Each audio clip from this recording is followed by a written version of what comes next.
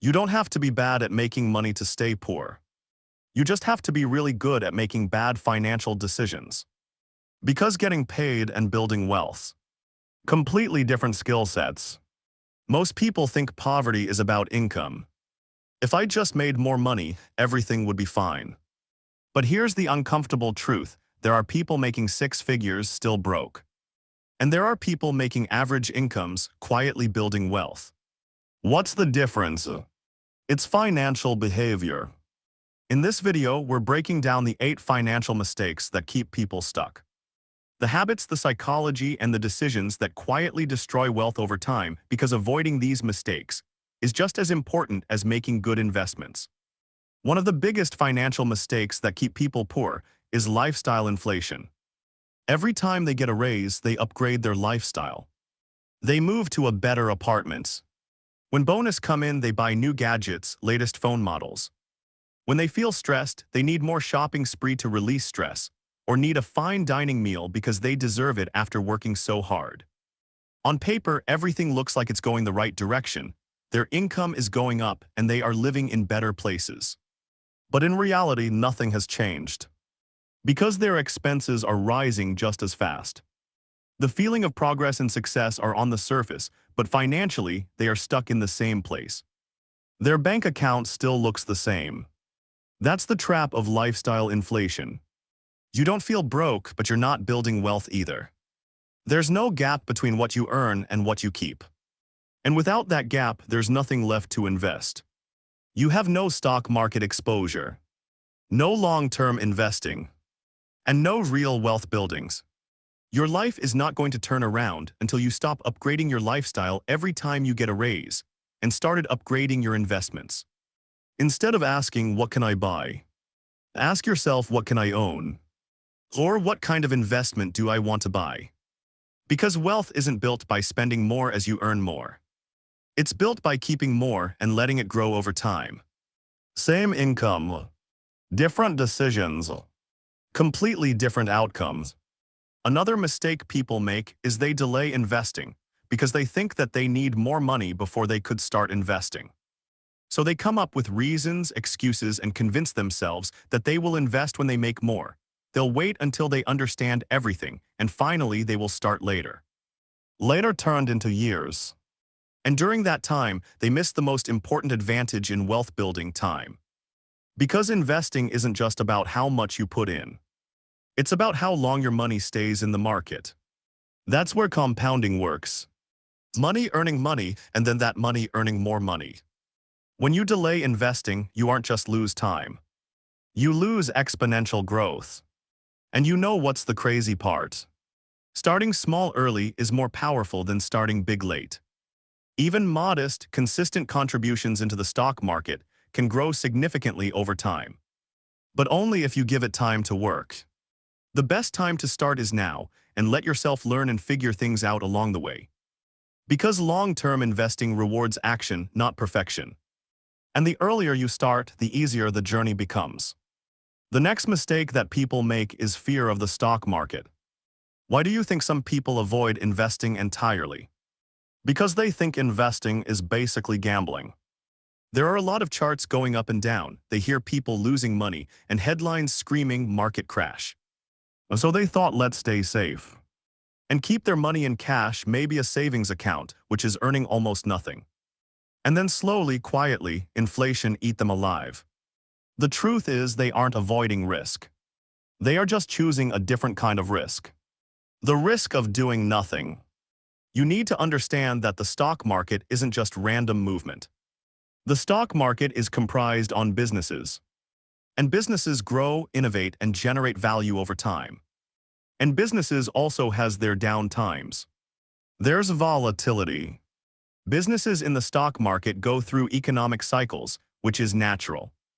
But over the long term, markets have historically trended upward. The mistake is not that they are too cautious. It's that they don't understand risk management. So they don't know how to manage their risk. Investment focus with diversification, long-term investing, and portfolio strategy in mind helps to manage portfolio risk through economic cycles. Once you understand that economy goes through cycles, there's up, down, and recovery. And that volatility is natural. That helps to ease the fear. Wealth isn't built by avoiding the market.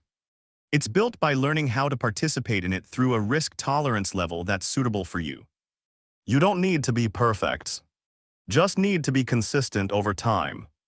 If you understand this, then you stop reacting emotionally and start thinking strategically. One of the biggest financial mistakes that we all experience at least once in our life is high-interest debt, which is debt from credit cards, personal loans, or anything with high interest. At first, it doesn't feel like a big deal. You swipe the card. You pay the minimum amount. Then just repeat the next month. That's what everybody does, and it feels manageable. But what people don't realize is, the math is working against them when they do this. While they are trying to build wealth, their debt is killing them, meaning their debt is growing faster than their money. That's the trap of high-interest debt. It's negative compounding. Instead of your investment growing over time, your balance grows over time, quietly, consistently, and relentlessly. They thought they are making progress because they are keeping up with the payment required, not realizing the amount they are paying is only the minimum amount, and that is there on purpose to stretch out the life of the debt, so banks can make more money from them through interest on top of interest over time. Most of their payment is going to interest, not the actual balance. So it's like running on a treadmill, moving but going nowhere. Once you realize that you're paying 20% on your credit card, while earning only 7 to 10% on your investment, it is a losing game, and you'll never get ahead at that rate. So when you have high interest rate debt, it's much more effective to focus on paying down the high interest debt first, before you invest in the stock market. Because you're finally stopping the financial leak. You need to stop the leak before you can build wealth. Once you switch from being a victim in paying for debt compounding interest, then your portfolio can start to benefit from the growth of investment compounding interest. If you don't switch this behavior, you will not get ahead. Another mistake is that most people don't have a plan. They feel they don't have enough money to even need a financial plan. They just react and do the usual. When they get paid, they take care of the bills, spend what feels reasonable, and hopefully there's something left for saving. This feels normal, isn't that what everybody does? The fact that they have something left for savings is already ahead of many people. There is no direction, no clear goals, no structure, no strategy. And without a plan, every financial decision became reactive. They just hope there's something left at the end of the month for saving. If something comes up, they'll make some adjustment about how much to save. If they want to upgrade their phone, they just buy it. There is no system laying out what to do with the money. That's the problem.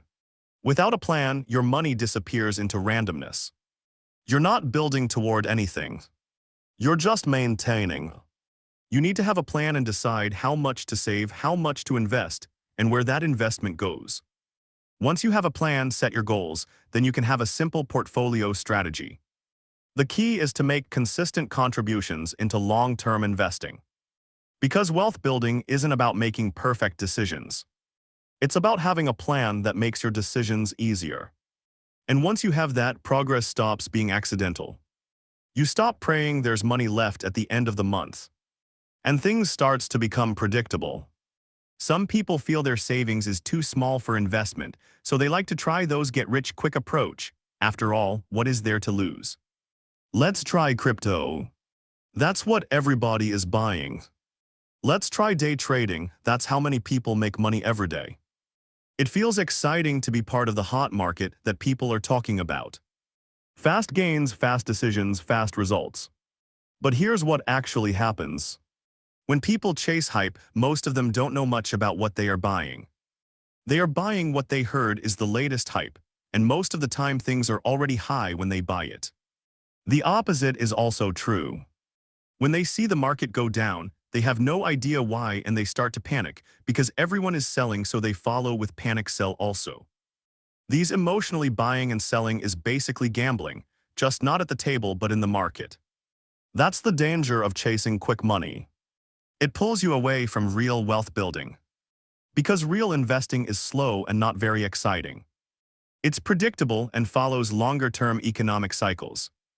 It aligns with economic growth, business expansion, and market cycles. Predictability helps to build a solid portfolio strategy. It's not flashy, but it works. You need to stop asking, how fast can I make money? And started asking, how consistently can I grow it? Learn to grow your portfolio with risk management in mind. Diversify your portfolio. Have patience.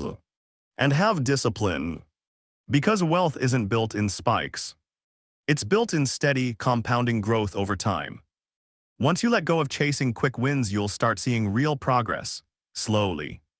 The next one is the invisible factor, which is ignoring financial psychology. Money seems like just a number or a math problem. You earn more and spend less. Then invest the difference. Simple, right? But in reality, it is not math that is the problem. It is behavior. You know what you should do, but you don't always do it. You panic when the stock market drops. You get greedy when things are going up. You lose patience when progress feels slow. There are emotions everywhere driving the decisions. There's no plan. And those decisions are costing money. That's the power of financial psychology. It quietly overrides logic. You can have the best investment strategy, the perfect portfolio strategy, and still fail. If you cannot control your behavior. Instead of reacting to short-term noise, let's have a plan and commit to long-term investing. Accept that economic cycles are normal.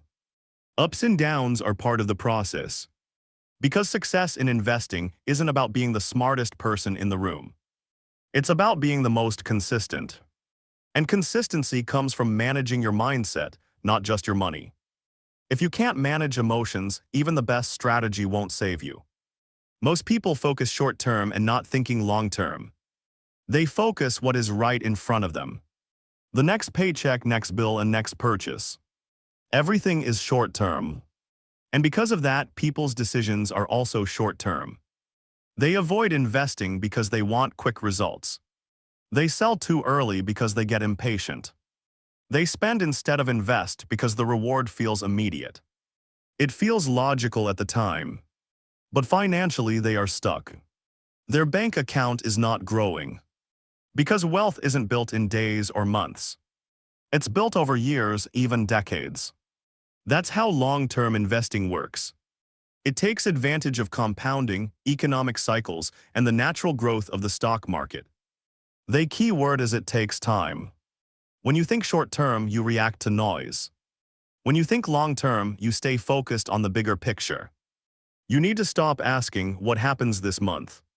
And started asking, where will this decision put me in 10 years? That one change affects everything. Because wealth building isn't about timing the market. It's about putting time in the market. And the longer you stay consistent, the more powerful the results become. Let's pull everything together.